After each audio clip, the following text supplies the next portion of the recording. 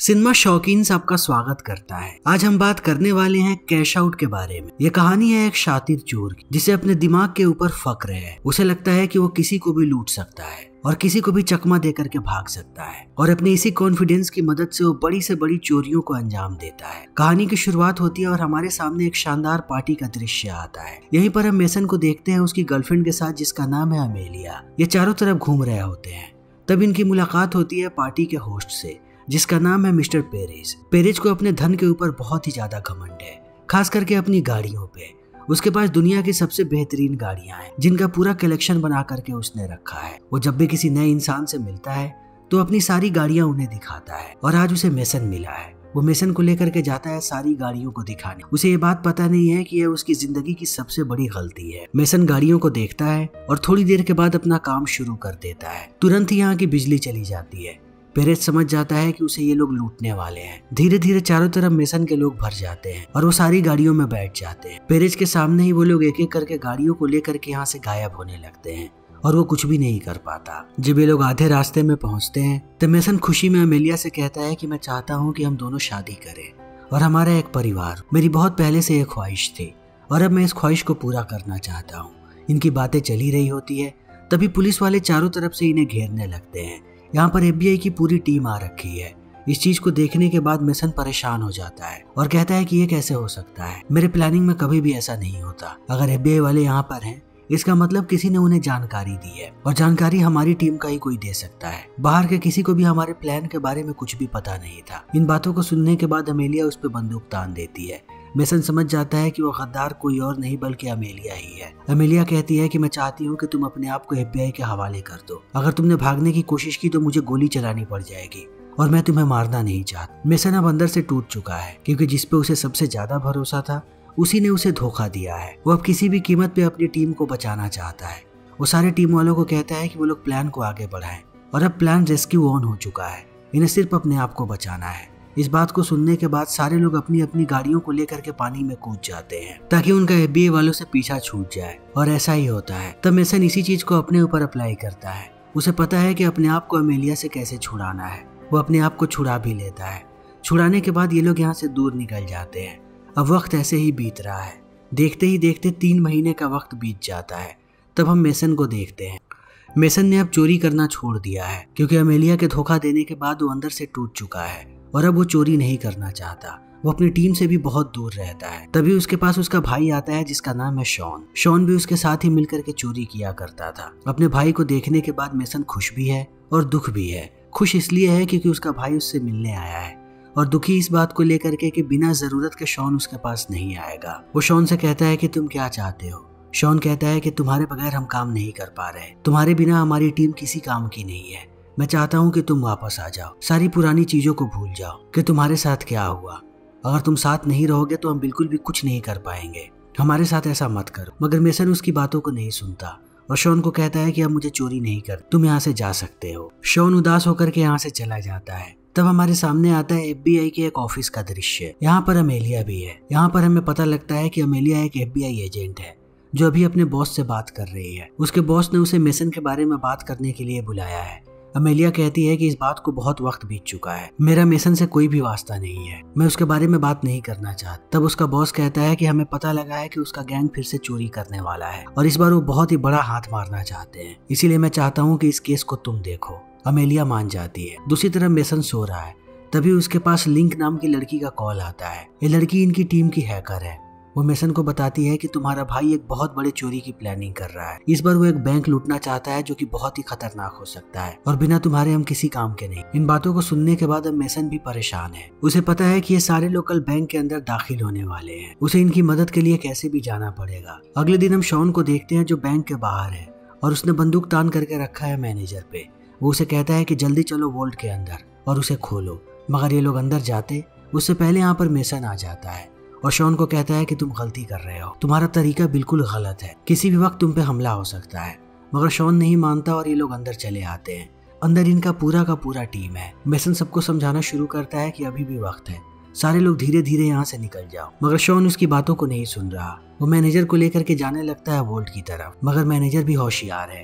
वो जैसे ही अलार्म के पास आता है वो बटन दबा देता है। अब पूरे के पूरे बैंक में अलार्म बज रहा है। सारे के सारे गार्ड्स आ चुके हैं और उन लोगों ने बंदूकें तान दी हैं। तब इन सारे लोगों को भी एक्टिव होना पड़ता है। ये गार्ड्स को मार करके गिराते हैं और सारे लोगों को बंधक बना लेते हैं। अब ये लोग चाह करके भी वापस नहीं जा सकते क्योंकि यहाँ का मामला खराब हो चुका है। पुलिस वाले भी आते ही होंगे, इन्हें कैसे भी चोरी करनी पड़ेगी। शॉन नीचे चला आता है वोल्ट के पास। अब उसके साथ साथ मेसन भी आया है। मेसन कहता है कि तुम ये क्या कर रहे हो, एक चोरी के लिए तुमने हम सबकी जान खतरे में डाल दी। यहाँ पर कभी भी गोलीबारी हो सकती है। शॉन कहता है कि ये कोई मामूली चोरी नहीं है। अगर इस चोरी को हमने अंजाम दे दिया तब पूरी जिंदगी हमें दूसरी कोई चोरी करने की जरूरत नहीं पड़ेगी। मेरे पास एक पक्की खबर है। यहाँ पर 1140 नंबर का एक वोल्ट है जिसके अंदर एक क्रिप्टो ड्राइव है। उस ड्राइव के अंदर $600 मिलियन के क्रिप्टो पड़े हुए हैं। अगर एक बार वो हमारे हाथ लग गया तब हम राजाओं की जिंदगी बिताएंगे। इन बातों को सुनने के बाद अब मेसन को भी अच्छा लगता है क्योंकि वो भी चोरी नहीं करना चाहता। अगर एक आखिरी चोरी करने के बाद ये पूरी जिंदगी ऐशो आराम से बिता सकते हैं तो ये चोरी क्यों ना करे। तुरंत ये लोग पहुंच जाते हैं उस सेफ बॉक्स के पास और मैनेजर को कहते हैं कि वो बॉक्स को खोले। मैनेजर कहता है कि ये इतना आसान नहीं होता। हर एक डिपॉजिट बॉक्स के 2 चाबियां होती हैं। एक चाबी मैनेजर के पास होती है और एक चाबी होती है कस्टमर के पास। दूसरी चाबी कहाँ पे है? इस बात को सुनते ही मेसन बात करता है शॉन से और कहता है कि चाबी कहाँ है। जब उसे पता लगता है कि शॉन के पास चाबी नहीं है तब वो भड़क जाता है और कहता है कि ये थी तुम्हारी रिसर्च, तुमने हम सबको फंसा दिया। अब वो डराने लगता है मैनेजर। उसे कहता है कि किसी भी कीमत पे हमें इस सेफ को खोलना है। इसको खोलने का क्या तरीका है मुझे बताओ। मैनेजर कहता है कि अगर ये चाबी से नहीं खोला तो कंप्यूटर से खुल सकता है। इस बात को सुनते ही मेसन बात करता है लिंक से। उसे कहता है जितनी जल्दी हो सके इस सेफ को खोलो। लिंक कहती है मुझे थोड़े समय की जरूरत है। वो अपने काम में लग जाती है। तभी दूसरी तरफ हम देखते हैं कि पूरे बैंक के आगे पुलिस वाले भर चुके हैं। इस बात से सारे लोग हैरान कि इतनी जल्दी यहाँ पर पुलिस वाले कैसे आ गए, यानी उन्हें पहले से पता था कि चोरी होने वाली है। मेसन भी इस बात को लेकर के परेशान है कि इतनी जल्दी पुलिस वाले कभी भी नहीं आते। मैनेजर खुश होने लगता है कि अब ये सारे लोग मरने वाले हैं। मेसन कहता है कि हमारी टीम पे जरूर पुलिस वालों ने नजर रखी होगी, तभी उन्हें पता था कि अगली चोरी हम कहाँ पे करने वाले हैं। वो हमें रंगे हाथों पकड़ना चाहते। बाहर अब पुलिस वाले भर जाते हैं। यहाँ पर थोड़ी देर के बाद FBI की टीम भी आ जाती है जिसे लीड कर रही है अमेलिया। अमेलिया जब आगे आती है तब उसे देखने के बाद लोकल पुलिस कैप्टन आता है और कहता है कि इस केस को हम हैंडल कर रहे हैं, ये बैंक हमारे एरिया में आता है। अमेलिया कहती है कि तुम्हें पता भी नहीं है तुम्हारा पाला किन चोरों से पड़ा है। ये बहुत ही शातिर है, तुम्हारे पलक झपकते ही ये गायब हो जाएंगे और तुम्हें कानों कान भनक तक नहीं लगेगी। सिर्फ मैं ही इन्हें हैंडल कर सकती हूँ, इसीलिए मैं जैसा कहती हूँ वैसा करो। अंदर मेसन गुस्सा कर रहा है शॉन पे। वो कहता है कि मुझे तुम्हारे पूरे के पूरे प्लानिंग पे शक है।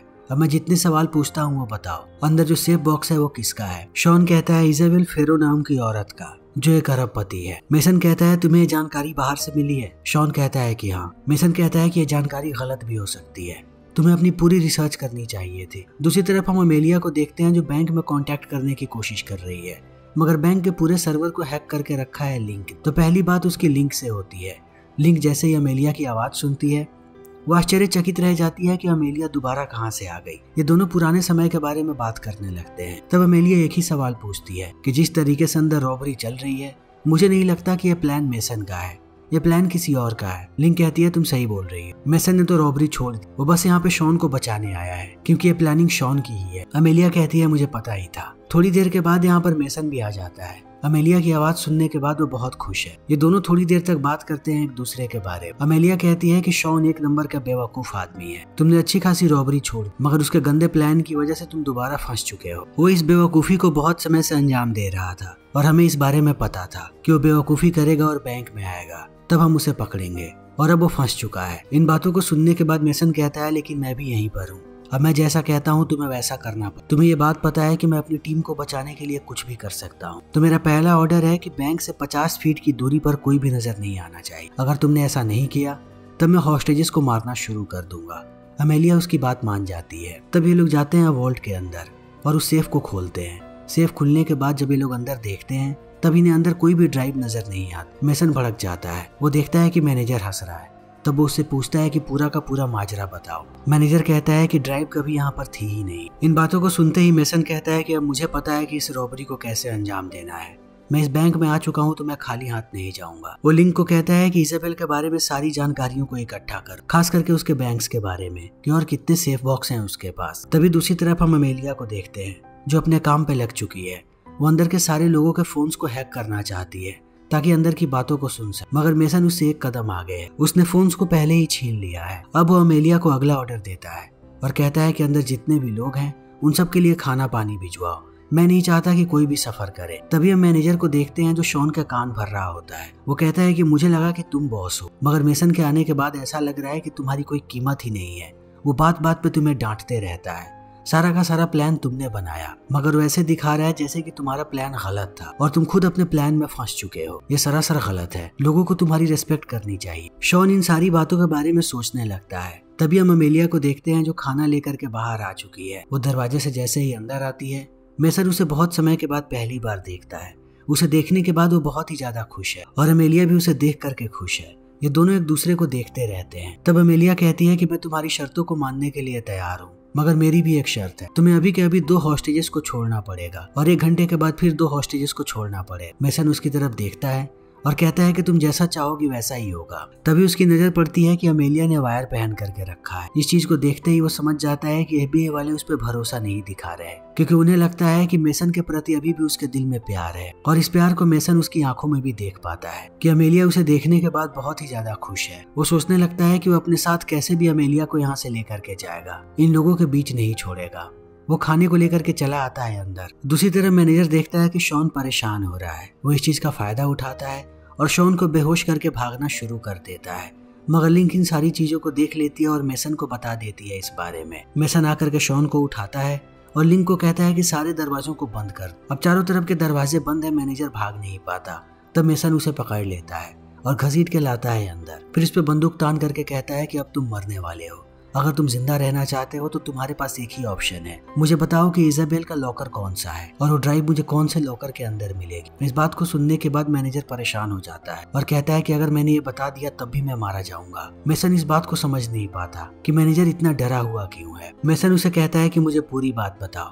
तब मैनेजर बताता है कि इजाबेल गर्लफ्रेंड है आबिल सालाजार और सालाजार दुनिया के सबसे खतरनाक लोगों में से एक है। वो चुटकी बजाते ही किसी को भी गायब कर सकता है। उस सेफ के अंदर सिर्फ ड्राइव नहीं है, सालाजार के बहुत सारे काले काम के सबूत भी हैं, जिसके लिए वो कुछ भी कर सकता है। हमारे बैंक को पता था कि यहाँ पर कभी भी चोरी हो सकती है और हम अफोर्ड नहीं कर सकते कि हम VIP कस्टमर्स के सेफ को चोरी करवाएं। तो बैंक ने बगल वाली बिल्डिंग को ले लिया। सारे के सारे सेफ उस बिल्डिंग में है। मेसन की भी अब हालत खराब है। वो सालाजार के बारे में जानता है कि वो कितना खतरनाक आदमी है, मगर मेसन के दिमाग में अब कुछ और ही चल रहा है। वो मैनेजर को कहता है कि मैं उस सेफ को चुराऊंगा। $600 मिलियन के अलावा मुझे वो सारे के सारे सबूत भी चाहिए ताकि मैं सालाजार को ब्लैकमेल कर सकूं। इस बात को सुनते ही अब मैनेजर की हालत खराब होने लगती है कि मेसन पागल हो चुका है। तभी हम बाहर सालाजार के वकील को देखते हैं जो अमेलिया को कहता है कि सबसे पहले इस पूरे के पूरे जगह को सिक्योर करो ताकि वो लोग अंदर से कहीं ना भाग सके। अमेलिया कहती है कि तुम कौन हो और मैं तुम्हारे ऑर्डर्स को क्यों सुनूं। वकील कहता है कि अपने सीनियर से बात करो, वो तुम्हें बताएंगे कि तुम्हें मेरे ऑर्डर्स का पालन करना पड़ेगा। अमेलिया समझ नहीं पा रही कि यहाँ पर क्या हो रहा है और ये इतने सारे लोग क्यों आ रहे हैं। तभी अंदर हम मेसन को देखते हैं जो शॉन के साथ मिलकर के दीवार को तोड़ रहा है ताकि वो सेफ बॉक्स तक पहुंच सके। अंदर आने के बाद वो शॉन को कहता है कि मैं तुमसे आखिरी बार पूछता हूँ, मुझे बताओ कि इस सेफ के बारे में तुम्हें किसने बताया। तब वो एलेक्स का नाम लेता है। ये नाम सुनने के बाद चौंक जाता है मेसन और कहता है कि तुम्हें ये बात पता होनी चाहिए कि एलेक्स जेल में है और वो जेल से निकलने के लिए कुछ भी कर सकता है। अब मुझे सारा माजरा समझ में आ रहा है। एलेक्स मिला पुलिस वालों से ताकि वो ये खबर तुम तक पहुंचाए और तुम आकर के चोरी करो। चोरी के बाद सालाजार का फाइल हाथ लग जाएगा FBI वालों के। तब वो उसके खिलाफ एक्शन लेंगे और बदले में एलेक्स की रिहाई हो जाएगी। मगर इन सब में फंसेगा कौन? तुम और तुम्हारी पूरी की पूरी टीम। ये सब कुछ एक जाल बिछाया गया था तुम्हारे लिए जिसमें सिर्फ तुम्हारा नुकसान है, बाकी सारे लोगों का फायदा है। अब मेसन तुरंत कॉल करता है अमेलिया के पास और उससे कहता है कि मुझे लगा कि तुम करप्ट नहीं हो, लेकिन FBI ने तुम्हें करप्ट बना दिया है। तुम भी लोगों को धोखा देने लगी हो और लोगों को फंसाने की साजिश भी कर। इन बातों को सुनने के बाद अमेलिया कहती है कि तुम क्या बक रहे हो। मेसन कहता है कि तुम्हें सब कुछ पता है, ये सब कुछ एक जाल था। जिस सेफ को चुराने के लिए शॉन को जानकारी दी गई थी वो सेफ सालाजार का है जिसमें उसके काले चिट्ठे मौजूद है और ये सब कुछ किया है FBI ने ताकि उनके हाथ वो सेफ लग जाए और बलि का बकरा हम बन रहे हैं। इस बात को सुनते ही अमेलिया सीधा कॉल करती है अपने बॉस को और कहती है कि तुमने मेरा इस्तेमाल किया है। वो कहता है कि हमें करना पड़ता है क्योंकि हम FBI वाले हैं। अगर सालाजार की फाइल हमारे हाथ लग गई तब हम उसे बर्बाद कर देंगे और हम सीधे उसके फाइल तक नहीं पहुंच सकते थे, इसीलिए हमने ये जानकारी पहुंचवाई शॉन तक। मुझे पता है कि तुम अभी भी परवाह करती हो उन रॉबर्स की। अगर हमारे हाथ सही सलामत सालाजार की फाइल आ गई तब हम उनकी जान बख्श देंगे। मगर अब अमेलिया को किसी पर भी भरोसा नहीं है। थोड़ी देर के बाद वो देखती है कि यहाँ पर मिलिट्री वाले आ गए यानी कि वो किसी भी वक्त बैंक के अंदर घुसेंगे और सारे के सारे लोगों को मार देंगे। उन्हें इस चीज की बिल्कुल भी परवाह नहीं है कि रॉबर्ट्स ने इस चीज को देखा, तब वो हॉस्टेजेस को मार भी सकते हैं। मेसन भी इस चीज को देख लेता है, तब वो अपनी प्लानिंग करता है। वह अमेलिया को कहता है कि जितनी जल्दी हो सके यहाँ पर मीडिया वालों को बुलाओ। मीडिया वालों के सामने ये लोग कुछ भी नहीं करेंगे। अमेलिया जैसे ही मीडिया वालों को बुलाती है, सब यही बात कहते हैं कि सरकार बिल्कुल भी परवाह नहीं कर रही हॉस्टेजेस के। उन्होंने मिलिट्री वालों को यहाँ पर भेज दिया। मिलिट्री वाले अगर अंदर गए तब कोई भी हॉस्टेज जिंदा नहीं बचेगा। इन खबरों को सुनने के बाद मिलिट्री वाले रुक जाते हैं और यही मेसन चाहता था। मेसन ने पूरी दीवार तोड़ दी है। वो चला जाता है उस पर जाने के बाद वो देखता है कि यहाँ पर कोई भी सेफ बॉक्स नहीं है, बल्कि यहाँ पर सिर्फ एक कंप्यूटर है और पूरा का पूरा सर्वर। तब मेसन दोबारा जाता है मैनेजर के पास और कहता है कि ये क्या मजाक है। मैनेजर कहता है कि सारा का सारा डेटा इसी कंप्यूटर में है और इसके हार्ड ड्राइव में।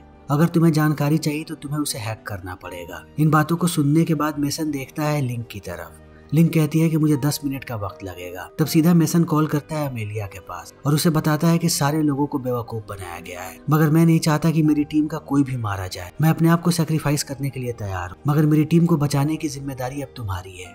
इन बातों को सुनने के बाद अमेलिया रोने लगती है। वो खोना नहीं चाहती किसी भी कीमत पे मेसन को, लेकिन मेसन ने प्लानिंग कर ली है। उसे कैसे भी 10 मिनट तक मिलिट्री वालों को बाहर रोक करके रखना है। वो किसी भी वक्त पीछे से हमला कर देंगे। तब वो उन्हें डिस्ट्रैक्ट करने के लिए एक एक करके हॉस्टेजेस को छोड़ने लगता है, जिसमें वो लोग मशगूल हो जाते हैं। मगर अब सिर्फ इनके पास 5 मिनट का वक्त बचा है और सारे के सारे हॉस्टेजेस जा चुके हैं। तब मेसन अपनी टीम को कहता है कि मुझ पे भरोसा रखो। अगर वो लोग अंदर आ गए तो सब पे गोलियां चलाएंगे। धीरे धीरे करके तुम लोग बाहर जाओ और सरेंडर कर, तभी तुम लोगों की जान बचेगी। मगर बाहर जाने के बाद तुम लोगों को मीडिया वालों की नजरों में रहना है, वरना मिलिट्री वाले तुम्हें मार देंगे। ये सब ऐसा ही करते हैं। सबके जाने के बाद अकेला शॉन बचता है। वो रोता है और अपने भाई को गले से लगा करके माफी मांगता है, फिर चला जाता है बाहर। अभी भी 3 मिनट का वक्त बचा हुआ है। तब मिलिट्री वाले नहीं रुकते और चले आते हैं। अंदर आने के बाद वो जैसे ही सर्वर रूम में पहुंचते हैं, वो देखते हैं कि मेसन के हाथ में एक रिमोट है, यानी कि उसने यहाँ पर बॉम्ब लगा करके रखा है। जैसे ही वो लोग आगे बढ़ते हैं, वो ट्रिगर दबा देता है और उनके साथ साथ ब्लास्ट हो जाता है। अब सारे लोग मर चुके हैं, मगर मेसन के सारे साथी सुरक्षित हैं। समय ऐसे ही बीतने लगता है। कुछ महीनों के बाद हम देखते हैं कि अमेलिया का बॉस उसे डांट रहा है और कह रहा है कि तुमने ठीक से काम नहीं किया था। बैंक के अंदर ब्लास्ट तो हुआ, मगर हमें किसी की डेड बॉडी नहीं, खास करके मेसन और लिंक। और थोड़े समय के बाद उसके सारे के सारे साथियों को भी किसी ने जेल से छुड़ा लिया। ऐसा कैसे हो सकता है? अमेलिया इन बातों का कोई जवाब नहीं देती और रिजाइन करके निकल जाती है। थोड़े समय के बाद हम देखते हैं कि वो मेसन के पास है, वो भी एक आलीशान घर के अंदर। वो उससे पूछती है कि आखिर तुम वहां से निकले कैसे और तुम्हारे पास इतने सारे पैसे आए कहाँ से। तब मेसन पूरी बात बताता है कि जब मैं अंदर था तब मिलिट्री वालों के साथ वकील भी आया था सालाज़ार का। मैंने उसे कहा कि सारा का सारा डेटा हमारे पास है, अगर मेरी टीम के मेंबर को किसी को कुछ भी हुआ या हमें, तब सारा का सारा डेटा इंटरनेट पे ऑनलाइन हो जाएगा। तुम्हारे पास एक ही रास्ता है कि हमें यहाँ से भागने का मौका, और पूरा प्लान बनाओ कि यहाँ पर एक ब्लास्ट हुआ जिसमें हम मारे गए, और मेरे यहाँ से जाने के थोड़े समय के बाद तुम मेरे साथियों को भी छुड़ाओगे, जितने भी हॉस्टेजेस थे, और यहाँ पर जो मैनेजर था। सबके अकाउंट में $1 मिलियन जाएंगे और मुझे चाहिए $600 मिलियन। सालाज़ार के लिए यह रकम कोई भी बड़ी बात नहीं थी। वो बस चाहता था कि उसका नाम सामने ना आए। उसने हमारी सारी शर्तें मान ली और खुफिया रास्ते से हमें बाहर भगा दिया। उसके बाद यहाँ पर ब्लास्ट हुआ। इसकी इस प्लानिंग को सुनने के बाद अमेलिया बहुत ही ज्यादा खुश है। वो मुस्कुराती है और इसी के साथ ये फिल्म यहीं पर खत्म हो जाती है। तो दोस्तों, हमारी आज की ये वीडियो यहीं पर खत्म होती है। अगर आपको हमारी ये वीडियो पसंद आई हो तो इसे लाइक करें, शेयर करें और चैनल को सब्सक्राइब करें। Thank you.